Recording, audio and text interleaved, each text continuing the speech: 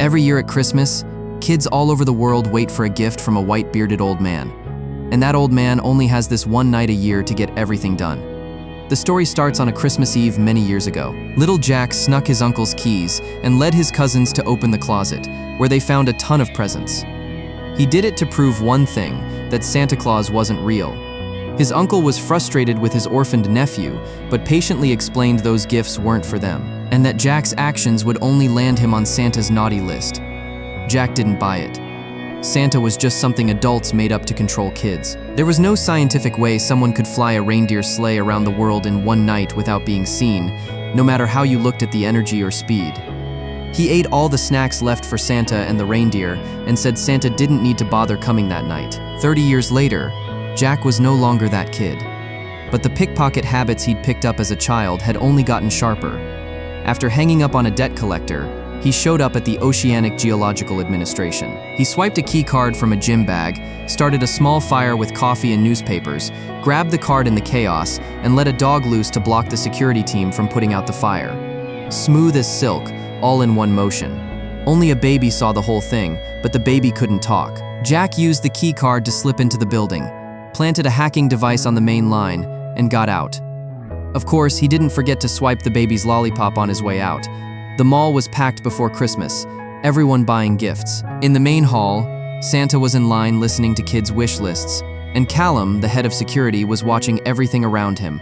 People cutting in line, fighting, shoplifting. He was sick of it all, but he had to focus on the job. He just checked a snack a customer gave him when a live streamer cut the line and demanded Santa wear a ridiculous vest. Callum stepped in, and the streamer slunk back to the end of the line. After work, Callum escorted Santa to his car, and the two of them went to an airbase under tight security. Military brass had been waiting to make sure Santa and his reindeer were safe. Yes, this Santa was the real deal. Insiders called him Red One, with fighter jets escorting him. Santa took off on his sleigh. Meanwhile, Jack got a signal and sent the coordinates to his boss, collecting his payment. He was a bounty hunter now, but he had no idea what kind of evil plan his boss was cooking up. Santa arrived at his Arctic base in the blink of an eye, where elves, trolls, dwarves, giants, every fantasy creature you can think of, were busy getting ready for Christmas Eve. Santa's wife coordinated everything. Time was tight, so Santa was working out hard, 500 push-ups in 5 minutes, and that was just the warm-up. He'd burn over 400 million calories in one night. His wife went to run route simulations, but Callum came to hand in his resignation. Santa asked why while holding a 600-pound barbell. They'd been partners for centuries, spreading joy and love to kids. But Callum was burned out. Kids were great, but adults? That was a different story.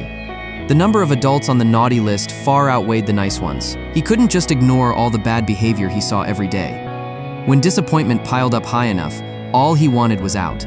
Santa said every lost adult still had that spark of childhood inside, and people like them were supposed to help bring it back. But Callum had made up his mind, so Santa respected his decision and said they'd say goodbye after tomorrow. But this Christmas Eve was not going to be quiet. Outside the North Pole Tower, a disguised expedition team had found the base using those coordinates. They fired up a plasma torch, and the base's shield started failing. Callum was standing his last watch, feeling bittersweet, when he noticed the lights flickering at the top of the tower. That was Santa's room. He rushed up and only spotted an armored vehicle speeding away below. He took off after it, telling security to lock on and set up roadblocks. But his pursuit sled was left in the dust, so he went after them alone. He slid across rails, hopped onto a drone, landed on the armored car, and jumped off just before it hit a wall. He pulled out a toy sled, used his North Pole gauntlet to make it real, and followed the coordinates from command. He anticipated their escape route, triggered an avalanche with an iceberg, and forced the vehicle to stop. But when he opened the hatch, it was empty. A transport plane was flying off in the distance. The director of the Mythological Bureau got word that Santa had been taken and connected it to a recent case. Someone had hacked the International Seismic Monitoring System and intercepted their coordinates. After backtracking, the elves confirmed the culprit's codename, the Wolf. The director knew the name, the top bounty hunter on the dark web, and one of the world's best trackers. Meanwhile, Jack was relaxing in the bath when his ex-wife called and asked him to pick up their son. Like any father and son, young Dylan was both wary of and drawn to his biological dad. Dylan admitted to hacking the school's system to change his attendance record.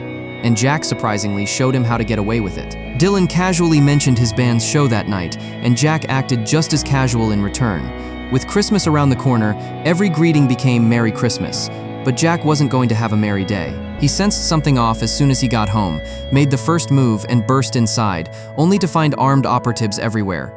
But he'd been a mercenary, so he dodged and weaved through attacks, only to see more coming from behind. He jumped into the building across the way and escaped down a drain pipe, but the director caught him in the basement. During questioning, Jack claimed he didn't know anything.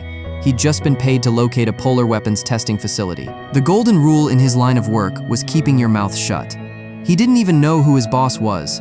The director had no choice but to bring Jack to the Arctic base and explain that the Mythological Bureau protected the mythical world. Jack thought it was a joke until he got spooked by the Headless Horseman's horse and realized this was no prank. The director told him that because of Jack's leak, Red One had been kidnapped, and Red One was Santa Claus. Before Jack could process it, Callum came in for questioning. Callum didn't hold back with this level 4 naughty lister and was about to have the polar bear officer rough him up. The director stopped them, saying Jack was the only one who could find the mastermind. Jack agreed to talk only after being offered double his usual fee, revealing his backup plan. The boss was in Aruba. Neither of them was happy about it, but they had to team up. In the secret lair, Santa recognized the person behind it all. The villain held the naughty list and said he was going to eliminate everyone on it to save the world. To do that, he needed to borrow some power from Santa. Callum took Jack to a toy store to gear up, grabbing some equipment and telling Jack to pick a useful vehicle. Inside the back room, Callum opened a portal and dragged Jack through it. They came out on a street in Aruba.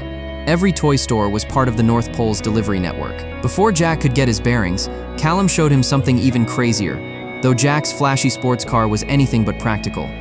On the road, Jack learned Callum was the head of Santa's enforcement, logistics, and defense division. They worked 364 days a year, gathering lists, mapping routes, and prepping gifts, everything, down to the smallest detail, to give every kid a perfect Christmas. Their only day off was December 26th, Boxing Day. Santa was a one-of-a-kind force in the universe. No one could replace him. He knew everyone's schedule and personal details. Just reading that list would take Jack 10 years, and delivering all those gifts in one night? Only Santa could pull that off. In the secret lair, the villain was building a weapon, a crystal ball being duplicated using energy drained from Santa. Callum and Jack traced the lead to a resort beach, and Jack found his contact. But the guy was just a middleman. The real mastermind was someone he couldn't name. Jack didn't think twice and said the name written in the sand. The sky went dark, and the middleman was possessed. Callum recognized her, the Christmas witch, Gryla. She laid out her plan without hesitation: punish everyone she deemed naughty. The conversation went south, and Callum beamed her back to the bureau. The director ordered an investigation, but then an ice cream truck emerged from the sea with 3 weapon-wielding snowmen jumping out. They fled with the middleman, and Jack squared off against one snowman, only to hurt his own hand throwing a punch. Not even a furnace could melt them.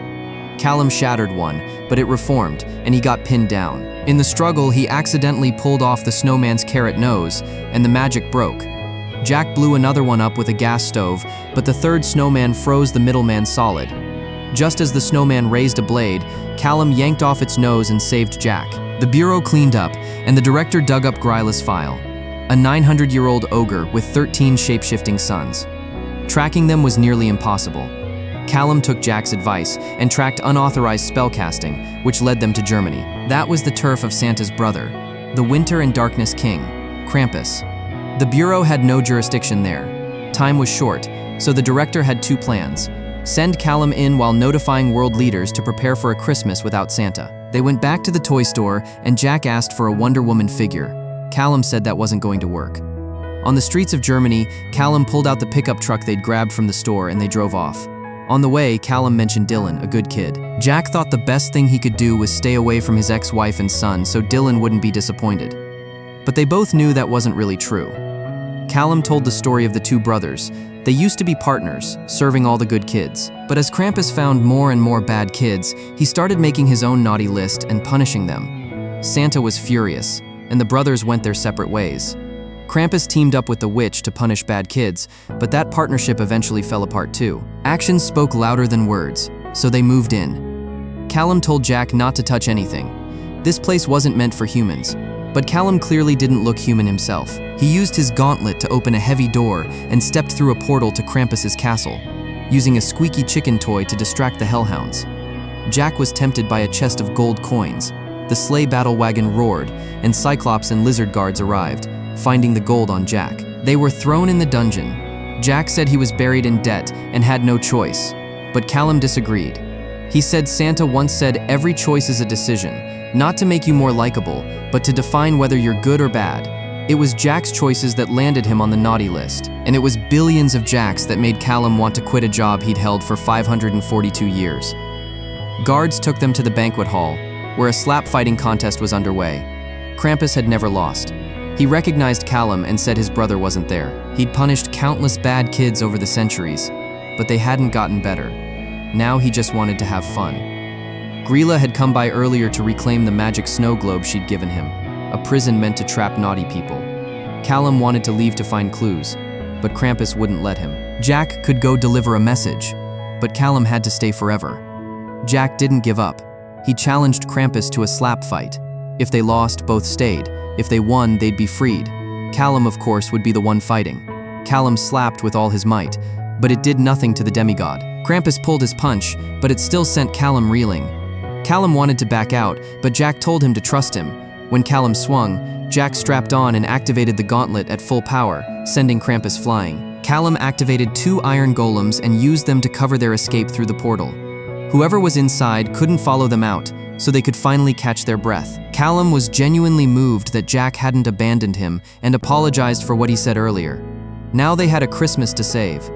Jack brought up Gryla's snow globe, forgetting it let the witch track them, and the duplicate crystal ball needed testing. Jack would be the first target. On the road, Jack asked if the snow globes could be mass-produced. Callum said only one place in the world could do that.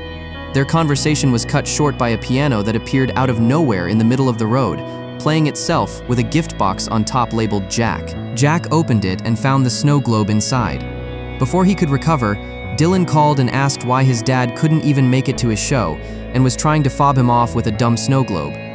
Jack screamed for him not to touch it, but it was too late. Dylan vanished. Jack grabbed the globe, trusting Callum to find him. When he came to, both he and Dylan were trapped inside a glass ball, transported to the secret lair.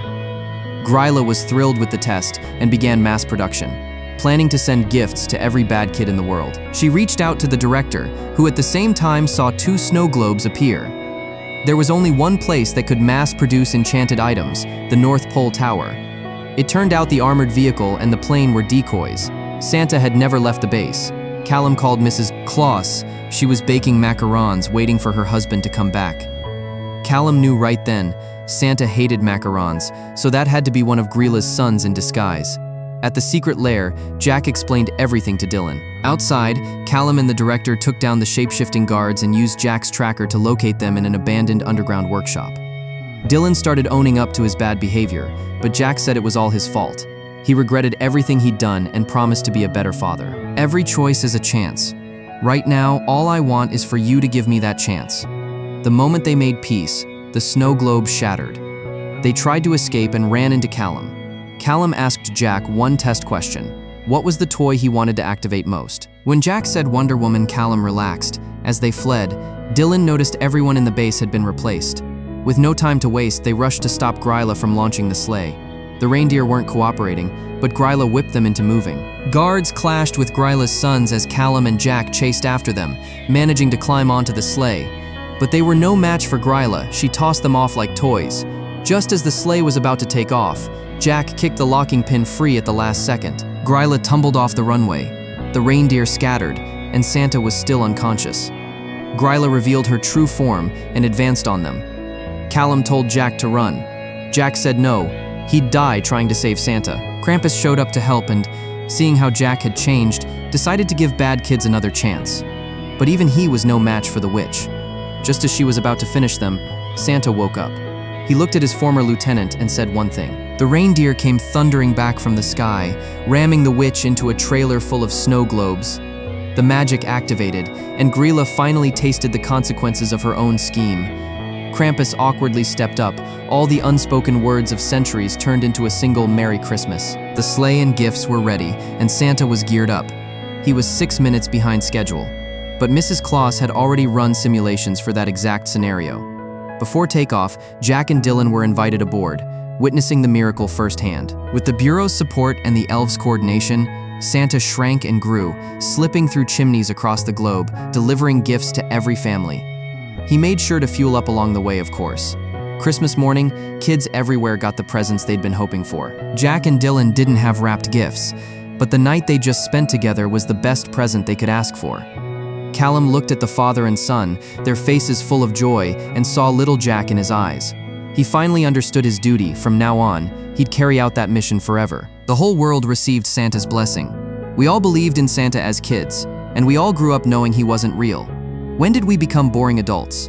Maybe the answer is still tucked away inside us, in that part of ourselves that once believed in miracles. It's not that Santa doesn't exist, it's that we forgot how to believe. Luckily, some people are still out there holding on to that belief for us, and that belief itself is the real gift of Christmas.